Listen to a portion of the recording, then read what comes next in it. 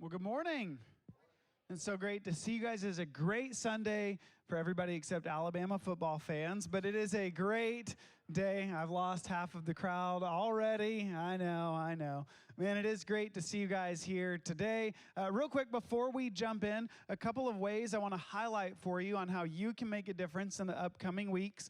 2 weeks from today, our Bridge Kids area is having their fall festival. It's going to be absolutely incredible Sunday. We've got bounce houses. Rumor has it we've got cotton candy's going to be there. We've got games, prizes, giveaways. It's going to be such a fun day. And it's a great opportunity. If there's been somebody you've been thinking about inviting to church, what a great opportunity to do that. Now, one way you can help us is as you're out doing your grocery shopping this week, if you pick up an extra bag of candy, you can drop that off at the Bridge Kids check-in over the next couple of weeks. And that is a small act that can make a really big difference for us as we get ready for a day that I think is going to be absolutely incredible. Now, the second opportunity to make a difference coming up is next Saturday, October 22nd. We are having our annual Serve Days. This is where all of our life groups come together, and we're going to worship right here at 9 a.m., and then we're going to disperse out into the community, and we're going to do different projects. So I know my life group, I'm in a men's group that's going to be doing some work at somebody's houses, hanging blinds and pressure washing and doing some yard work. We've got groups that are going to be helping with places like Georgia Hope that helps kids and parents who are in the foster care system. There's a number of different ways that we're going to be involved. Now, if you're not in a group, you can still participate. Just show up on Saturday at 9 a.m. We'll have a listing of all the different projects, and you can jump in on whichever one seems like the best fit for you. So you don't want to miss that. It's next Saturday, 9 a.m. right here in the main auditorium. Now, this morning, we are now officially more than halfway through our series that we've been in called Renew, where we're looking at the overall story of the Bible. I think it's so important for us to spend time walking through. And I know some of you are like, man, why do we spend so much time just going through this whole story thing? And it's so important to me because your perception of the story the Bible's telling is going to influence how you live in the world. Like your perception influences your behavior. As I was thinking about this, I thought about this story that's kind of been told throughout our family. I don't know how your families are. We have family legends, as we call them, stories that have happened. And on my mom's side of the family, there's one story in particular that actually got a little bit of local notoriety because my mom had a relative who decided to go shopping one day several years ago. And as she's in the store, she's doing her shopping, she looks up and she sees this TV on the wall. Now, you guys know like closed circuit television, like the security TVs. You know, my kids love this. They walk into Publix, they're like, hey, look, we're on TV. And I always get a picture of like some underpaid security guard, like, please stop and just move along, you know, monitoring the video there. But as she's shopping, she sees this TV and she sees people are breaking into the store and they're starting to take stuff. So she's in a panic because somebody is trying to steal from the store. She doesn't know what to do. She grabs an employee. They call the police. The police show up. They're investigating. Well, there's no evidence of a break-in, no evidence that anything's been stolen. So as they question her, she takes them over to the TV. And what she thought was a closed-circuit television turned out to be a TV tuned to that day's episode of a soap opera where people just happen to be breaking into a building.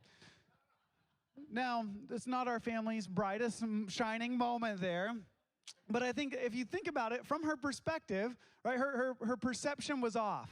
So she actually did the right thing. If it was true that somebody was breaking into the store, she did the right thing by trying to get the police involved, but because her perception was off, her behavior was off. And for a lot of us, if our perception of the story the Bible's telling is that it's all about how to get people out of hell and into heaven, that's going to influence our behavior in a certain way. Because if that's the story the Bible's telling, then nothing else matters. And by the way, you can have the best of intentions. My relative had the best of intentions, but that doesn't mean that what you're doing is the best thing to be doing. And so I think that leads to certain things like manipulative practices, trying to get people to pray a prayer so they can go to heaven. I don't know if you're familiar, there's things that some churches do around this time of year called judgment houses. And these are kind of like the Christian version of haunted house. So kind of starts out outside, there's like a car wreck or a plane crash. And as you go through, there's like, you walk through like a scene of there's people suffering in hell. And then there's people saying, why didn't you tell me about Jesus? And then you get to the end and, you're in heaven. And they say, do you want to go to heaven or hell?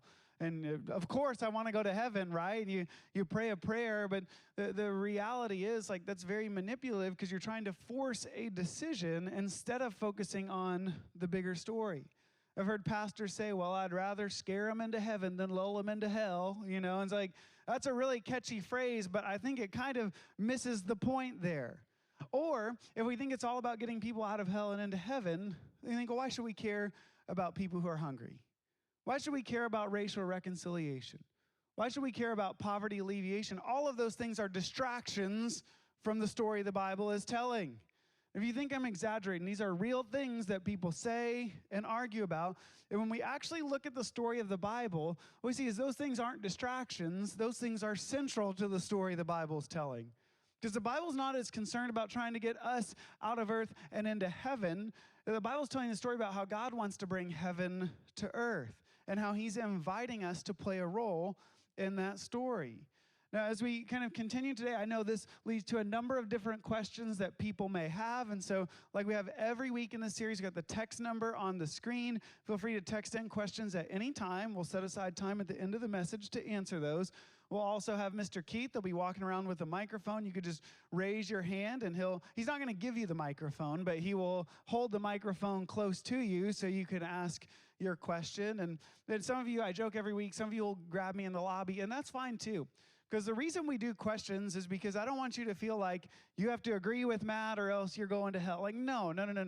This is a conversation I want to invite you into, and hopefully this is not the only time you're thinking about these things, but throughout the week you're trying to engage with the stuff that we're talking about. Now, the Bible is a long story, and so we've kind of broken it up into 6 different acts or movements that we've been looking at.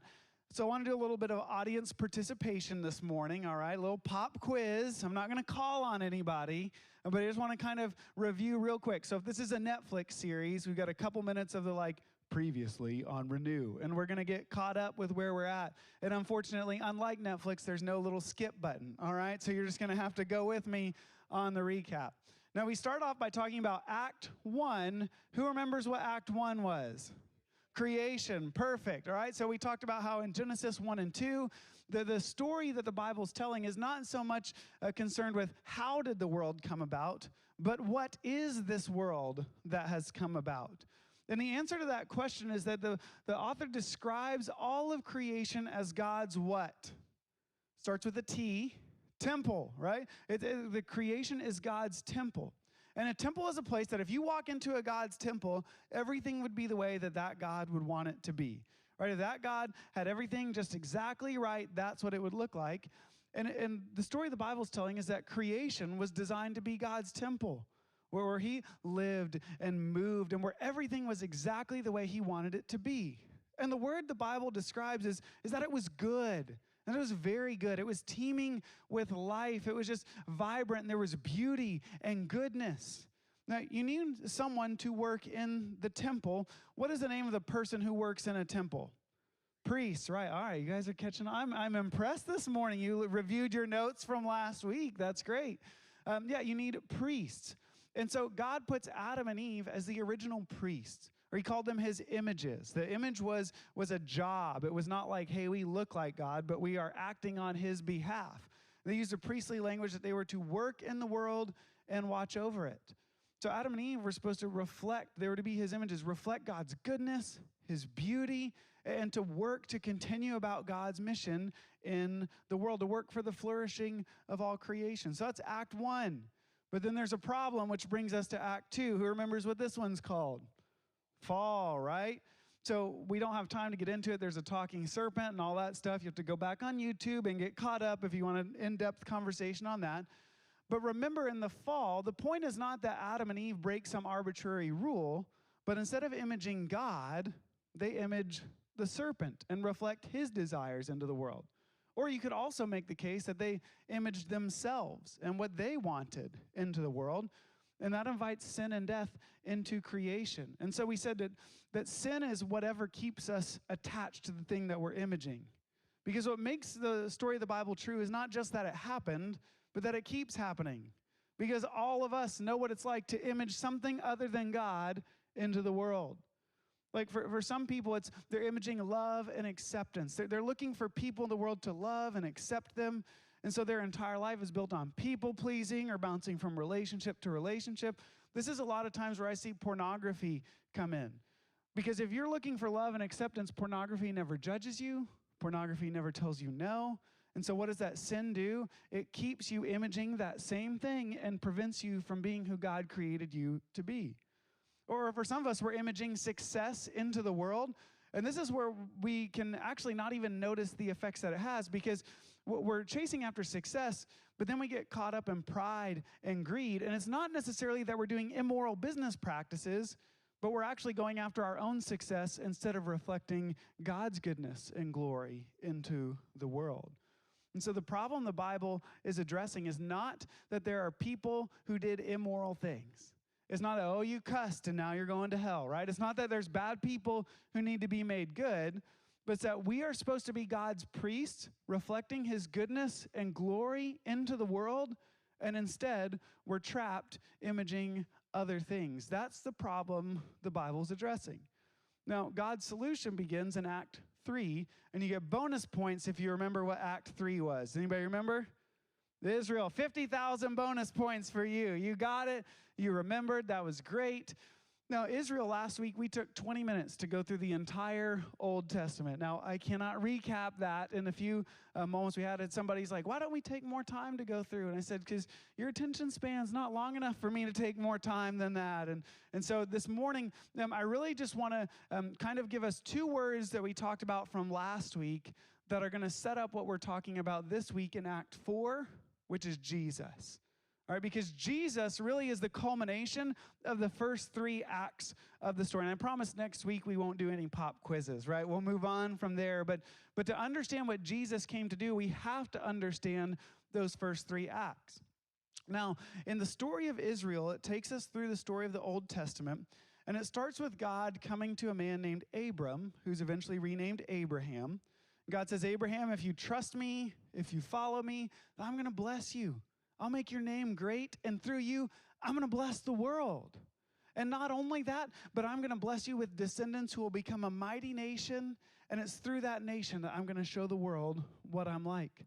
That your descendants will become this kingdom on earth that is going to show the world what it's like when I'm in charge.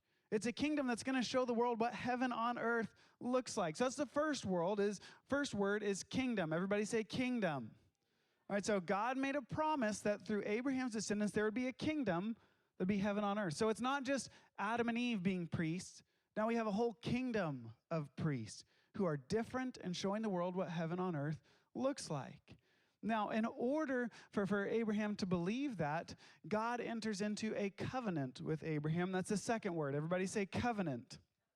So if you remember from last week, when they entered into a covenant, Abraham took some animals, he cut them in half, he pulled them apart. There's this bloody pathway. This was something out of the culture at that time. A covenant was more than just a contract. It was a relationship. So when two people entered into a covenant, they would cut these animals, there'd be a bloody pathway, and both parties would pass each other, walking through on opposite sides. And essentially they were saying, if I don't keep my end of this relationship, then let me be like these animals.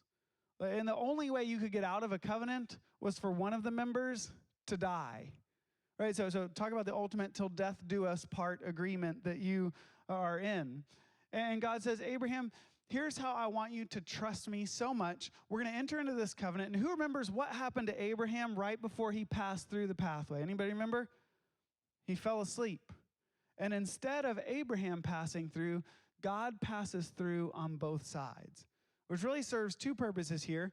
On one hand, God's saying, Abraham, even when you die, my covenant is going to continue on throughout the generations. But number two, Abraham, even when you fail to keep your end of the covenant, I'll still keep mine.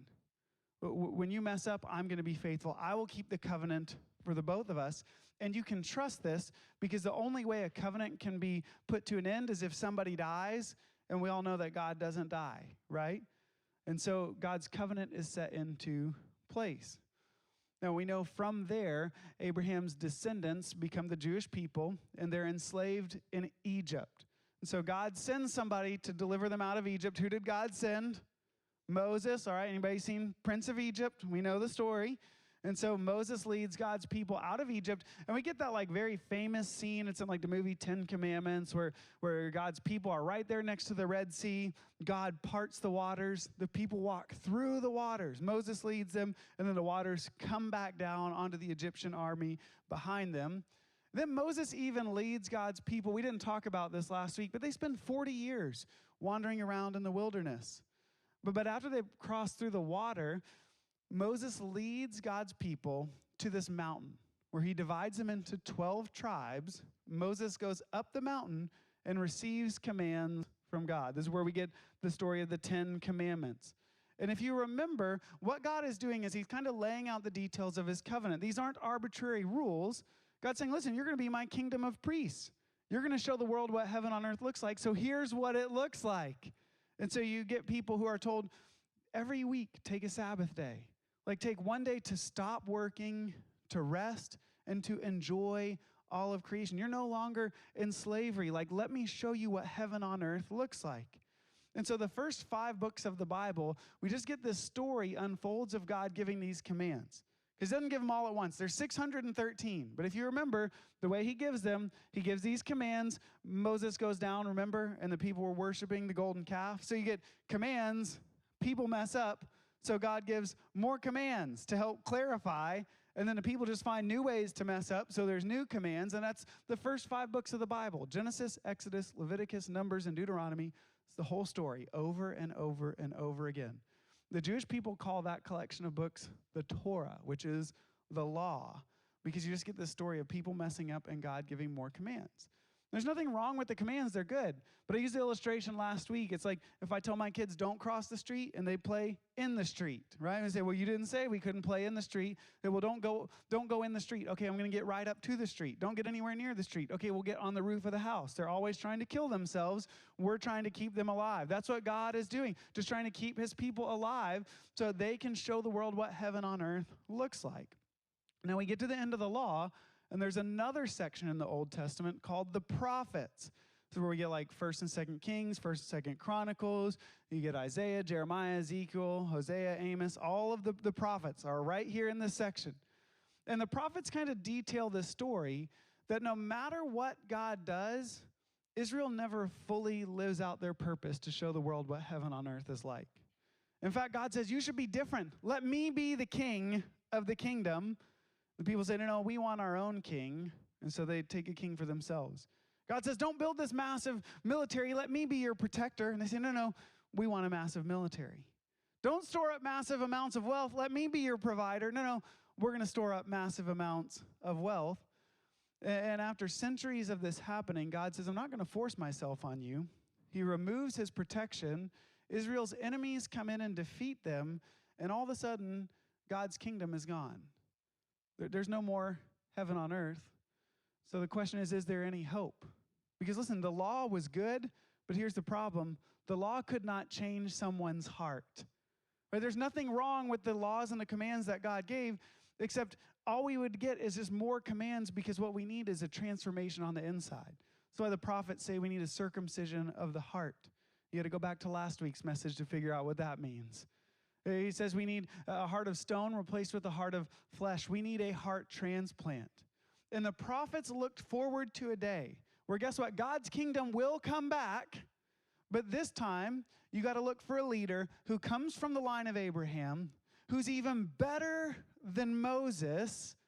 And when he comes, he won't just give laws. He's going to bring about a transformation from the inside out. And that brings us to the pages of the New Testament. That's where we get the story of Jesus. The New Testament begins with 4 Gospels: Matthew, Mark, Luke, and John. One thing that we have to remember when we read these Gospels is they didn't set out to write biographies the way we would. Like if I was going to write a biography about your life, I would sit down with you, I would interview you, and then I might start writing about where you were born, what your family was like. I might talk about where you went to school, your first job. And I would go in chronological order. But that's not how the gospel writers write their story. In fact, they would arrange events in Jesus' life to make certain points about who he is. So for example, how many people are familiar with the story where Jesus goes into the temple and flips over tables and drives the animals out? Anybody? All right, so in Matthew, Mark, and Luke, that occurs at the end of their gospels, but in the book of John, it occurs at the very beginning. Because John's trying to tell his audience, I'm telling you a story about how Jesus came for spiritual renewal. He's starting over fresh. He's cleaning things out. He's doing something new. And so each gospel is trying to communicate a different truth. Now, I love how the book of Mark begins because it has Jesus essentially giving his mission statement for him telling why is he here? What has he come to do? That's where we pick up in Mark chapter 1, verse 14. It says, after John was arrested, Jesus went to Galilee proclaiming the good news of God. The time is fulfilled and the kingdom of God has come near.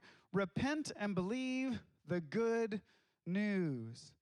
Now, this good news, oftentimes we call this the gospel, right? This is the good news of what Jesus came to do. In fact, if you look in the original Greek, the word here is euangelion, which is, if you transliterate that, we get our word evangelical. And by the way, this was not a religious term. The evangelical and evangelism was a political term. Because at that point in history, if you remember, the Roman Empire was the big bad guy on the scene. They were even ruling over the Jewish people.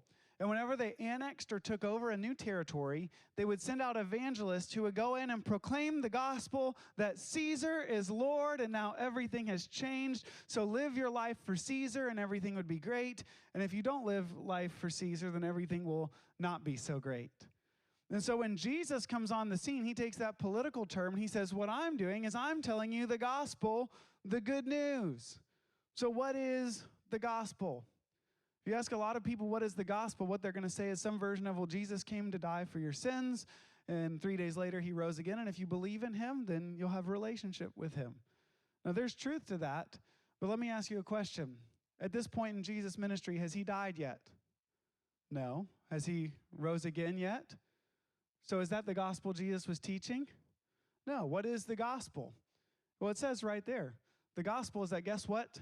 The kingdom of God has returned. Right, like think of Rafiki in The Lion King. The king has returned. Right, the kingdom of God is here. In fact, if you want to simplify the gospel to 3 words, it's this: Jesus is king. As Jesus said, the kingdom is here. I have brought the kingdom. Now, if you're a good Jewish person living in that time, in order to believe Jesus, we have to go back to, what did the law and the prophets say?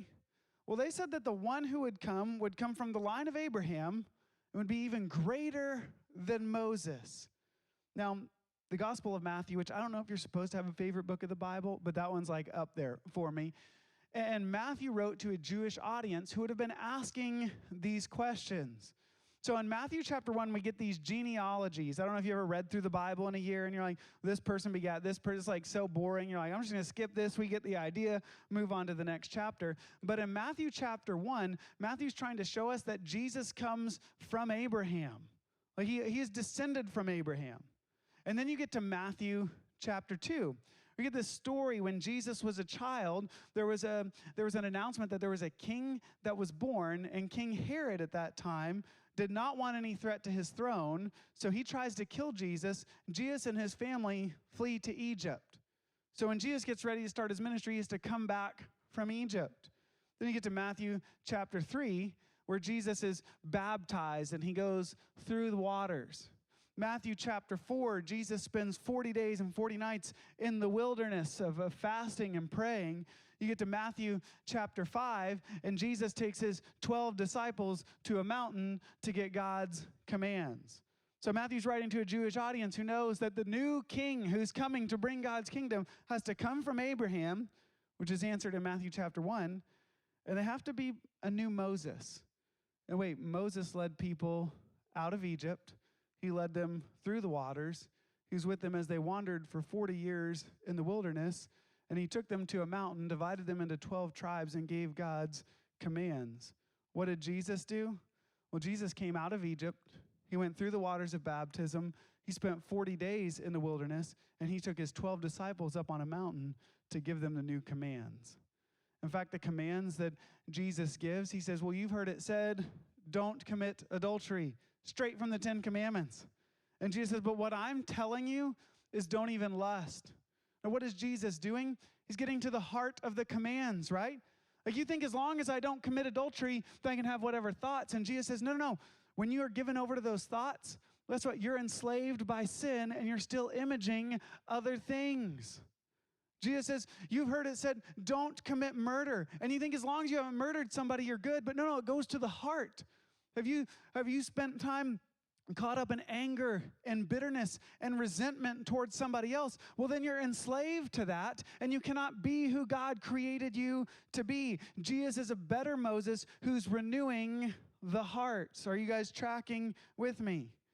And I find it fascinating. We get right at the beginning of this message, Matthew chapter 5, verse 17, he kind of lays out exactly what to expect, because people are going to think, okay, Jesus, are you saying just set aside the law and the prophets? All that stuff we talked about last week, are you saying that's bad and ignore it and do away with it? What does Jesus say? He says, don't think that I came to abolish the law or the prophets. I did not come to abolish, but to fulfill. For truly I tell you, until heaven and earth pass away, not the smallest letter or one stroke of a letter will pass away from the law until all things are what? Accomplished. What's another word for accomplished? It's finished. It's done. So Jesus says, don't think I've come to abolish the law and the prophets. All this stuff that God gave us before, it's not bad. There's nothing inherently wrong with it. I haven't come to tell you to ignore it. I've come to fulfill it. I've come to do what Adam and Eve could not do, which was image God into the world. I've come to do what the people of Israel could not do, which was image God into the world. I've come to show you what it looks like to live out heaven on earth, and I've come to bring about a kingdom of people who is living as if heaven has come to earth. And so when we look at Jesus' commands, which, by the way, Matthew chapter 5, 6, and 7, collection of Jesus' most famous teaching called the Sermon on the Mount. And whenever people are like, I don't know where to read the Bible, how to start, it's like, start here. Because Jesus is just telling you, if you're going to be in his kingdom, if you're going to show the world what heaven on earth looks like, this is how you live. So yeah, of course, we see things like don't commit adultery and don't lust. Or don't just not murder, but don't harbor bitterness and anger and resentment. But then he goes on to teach you how to pray. He teaches you how to give. He even says things like, when somebody slaps you, don't retaliate, but turn the other cheek. Jesus teaches his followers to be nonviolent.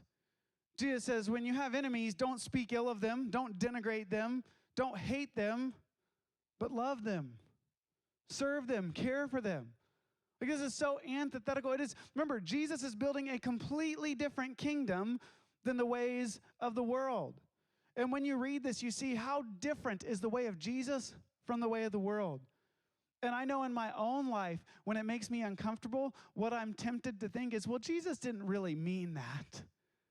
Well, Jesus, what about this situation? Then, of course, it'd be great to respond in violence.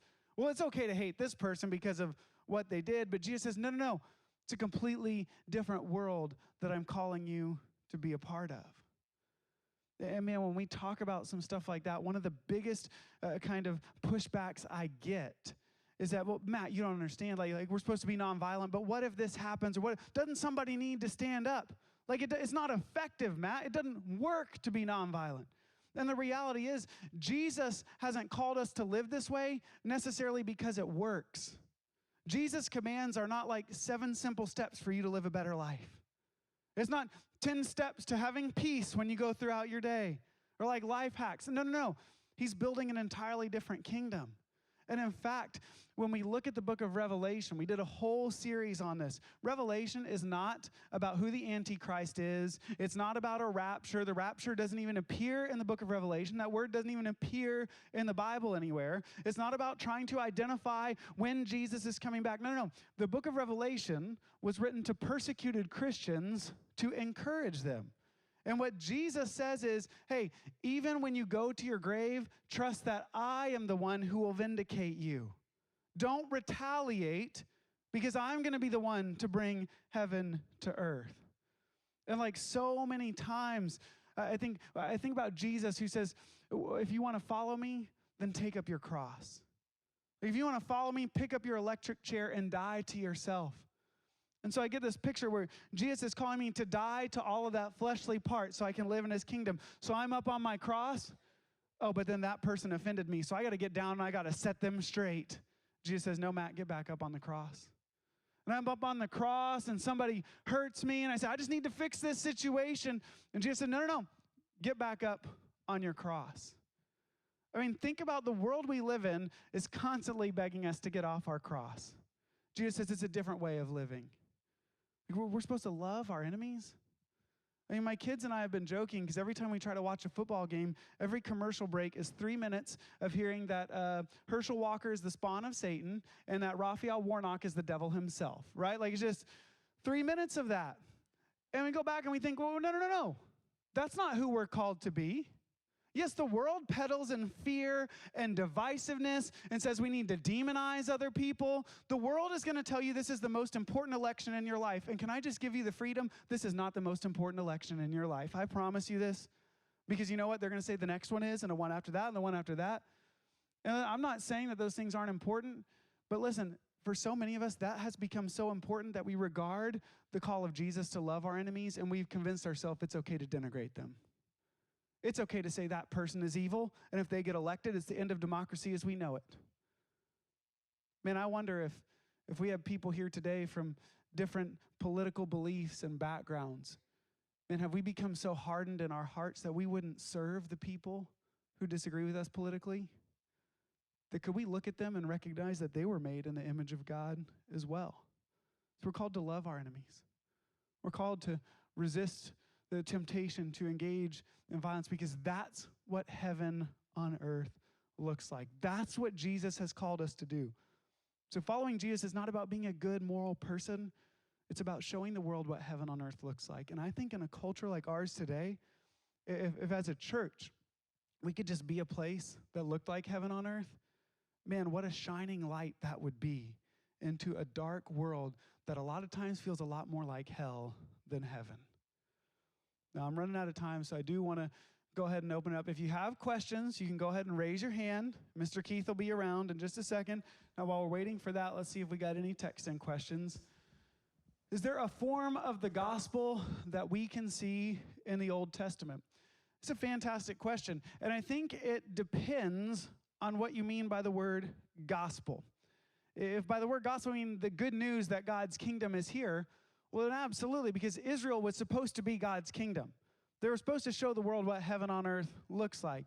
That's what we talked about this last week. That's why, like, every 49 or 50 years, they were supposed to take a couple of years off of work. They were going to let all the slaves go free. They were going to forgive all debt. They were going to return all land to its original owner. Like, that's what heaven on earth looks like. Like, you have these radical things. So yes, the whole heart of the Old Testament is trying to get God's people to show the world what heaven on earth looks like. Now, what's fascinating, though, is the Jewish people were never called to evangelize in the way that we think of it. They weren't called to convert people to Judaism. They were called simply to be the light of the world. And yes, then by that point, people would be attracted to worship God. But there were people who were not Jewish, not part of the Jewish nation, who still worshiped God and feared him, even if they weren't a part of that. And I think that has ramifications. And personally, like, I'm just working through, what does that mean for our evangelism strategy today? I think a lot of times what we need is we need to be more of a witness in our actions than in simply in our words, which is fantastic because I don't have time to get into this right now. I wish I did. But man, the way Matthew is structured, Matthew 5, 6, and 7 is Jesus teaching about what the kingdom, how to live out the kingdom. But Matthew chapter 8, 9, and 10 is 9 miracles. They come in 3 sets of 3s. And the point that Matthew's making is when you start living out heaven on earth, like, it actually has an impact in the physical world. Like, you should be having some kind of impact in the world. We see Jesus is reversing sin and death and sickness and disease and oppression. And it's not that these are magic tricks to prove his divinity, but when heaven comes to earth, people are healed. When heaven comes to earth, people are set free. Like, that's what heaven on earth looks like. And so yes, we do have a role to play in there. Now, I say that with this caveat. I've been toying with the idea of doing a series called Stop Trying to Change the World. Because God hadn't asked you to change the world. All he's asked you to do is the same thing he's asked all of us to do, which is to follow him and to live in his kingdom. Now, it sounds easier said than done, right? Because to live in his kingdom means we have to reprogram the entire way that we live our lives. We have to live the way of Jesus. And man, I think that we got to be careful, because I think on one hand we can say, man, well, I'm not perfect and I'm never going to get that right. And you're right. But sometimes that becomes an excuse for not even trying to be like Jesus. Like, I've known people who followed Jesus for 20 years, but they're not any more loving. They're not any less prone to violence. They don't love their enemies more than they used to. It's like, well, after 20 years, there should be some kind of change, right? Like, we're not always going to look like Jesus, but we should be looking more and more like him every day. And so the call is to follow him each and every day. Great, great question. I think, I don't have time, but does anybody have a question? We'll do one more if anybody has a question. All right, you got one over here. So this is where I'm going to stall for time while Keith makes his way across the auditorium. I know this is like so many people in here today. You know, it's just packed house. All right. All right, Mr. I've been trusted. I was wondering why, if the goal is the same in the Old and the New Testament of bringing heaven to earth, that there does seem to be sometimes a contradiction in the commandments. Like, for example, Leviticus talks about an eye for an eye, a tooth for a tooth, but then Jesus says in Matthew 5, turn the other cheek. Why is there that contradiction? What a great question, because you segued into my last point. So hold on, I'm going to answer that question. Before I do that, let me give you your recommended resources for today. All right, because I don't want you to think that I'm smart and came up with this on my own. I've said this before. In my profession, anything new is called heresy. All right, so my goal is not to do anything new. My goal is to show us this falls in a long line of tradition. Couple recommended resources: The King Jesus Gospel by Scott McKnight. Very easy to read book. Highly recommend it. It's all about Jesus being king, bringing heaven to earth. Second one, The Divine Conspiracy. My staff probably cringes when I talk about this book. This one, out of all the recommended resources, it is very easy to understand and read. Like, there's not a lot of big words. It's like 300 pages, and the words are like that big. And I gave this book for my staff to read, and they have never complained about anything more in their entire lives just to read this. So if you're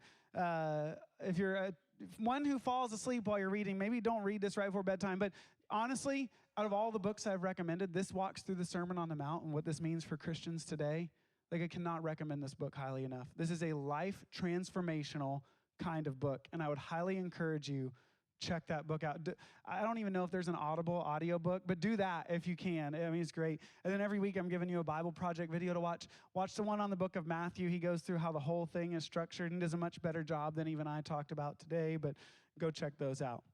Now, to the question, why does it seem like there's a difference between the Old Testament commands and the New Testament commands? Now, remember, one of the words I told you to remember was kingdom. What was the other word I told you to remember? Covenant. Okay, so here's the thing. If we lived in Old Testament times, the vast majority of us in this room would not be able to be a part of the kingdom of God. Because how were you a part of the kingdom of God in the Old Testament? You were born Jewish. All right, so again, I was not born Jewish, so I would not be able to be a part of that. But when Jesus came, he said, I didn't come to abolish the law and the prophets, I came to fulfill them. So he shows what does it look like to live out the law and the prophets, the commands of Scripture, and he does it perfectly. And in that sense, this is why it's important that Jesus was both human and divine, because Jesus kept both ends of the old covenant, right? He kept God's side and was faithful to that. He kept our side and was faithful to that. And what thanks did Jesus get for that? He was betrayed by his friend. He was convicted on false charges, and he was murdered on the cross. Now, when Jesus died, God died. And what's the only way out of a covenant? Somebody has to die. And so on the cross, when Jesus died, the old covenant then was set aside. The author of Hebrews says that it was made obsolete. Does that mean it's bad or wrong or there's no wisdom there? No. It just means that that's not the entry place into the kingdom anymore. And then when Jesus rose again, he instituted a new covenant where now you don't have to be born Jewish. You just have to be born again to follow Jesus. And so today as Christians, do we have to follow the Levitical code? No. But is there wisdom in there that shows us the heart of God? Yes. But when we look for moral direction, I cannot implore you enough. When you're looking for moral direction in your life, look to Jesus. Jesus is the exact representation of God. When you want to know what God is like, look to Jesus. He shows us how to live out heaven on earth, and he calls us to be born again by following him. And so I think for all of us today, Jesus is making that same call. He's just saying, follow me, follow me. And here's the beautiful thing. The Bible talks about Jesus' resurrection from the dead. He's the first fruits. So not only does the resurrection institute a new covenant, but it gives all of us hope who follow Jesus that, yes, one day he will bring heaven to earth, and then all of us who have died will be resurrected to be a part of that. So here's the question. What kind of life are you living? Are we living to be more like the kind of priests who will live in the new heavens and the new earth? Are we following Jesus and becoming more like him? Or do we show up at church, even read our Bibles and go to life group, but are we still kind of imprisoned and enslaved to the same old things? We find ourselves in that cycle over and over and over again. So here's what I want to do. We're going to continue in worship this morning through a time of communion. So in just a moment, I'm going to pray, and we have 4 communion stations set up around the room. And as you take communion today, there's 2 questions I want you to wrestle with. The first one is this: am I following Jesus? Now, my gut reaction is say, well, of course I am. But maybe a better way to phrase this would be, if you weren't following Jesus, would your life look any different? Like, I'm not asking you, are you showing up to church? Are you reading your Bible? Like, are you following Jesus and his commands? And the second question is, am I living for or from forgiveness? Here's what I mean. In the old way, it became very easy for people to try to, like, if I can just keep enough of the commands, then God will be happy with me. Or like, I'm guilty of this. Like, I'm a perfectionist. I think if I just get everything right, then God will be pleased. I'll be approved. Like, then he will be happy with me. But you realize that's not the way that God intended for things to work. He says, if you love me, you'll follow my commands. He's not saying, if you love me, then you better follow my commands. He's saying, if you love me, you'll follow my commands. Like, are we trying to earn God's forgiveness, or have we been forgiven? And that is what has set us free from imaging other things so we can be the people God has created us to be. There's 2 approaches there.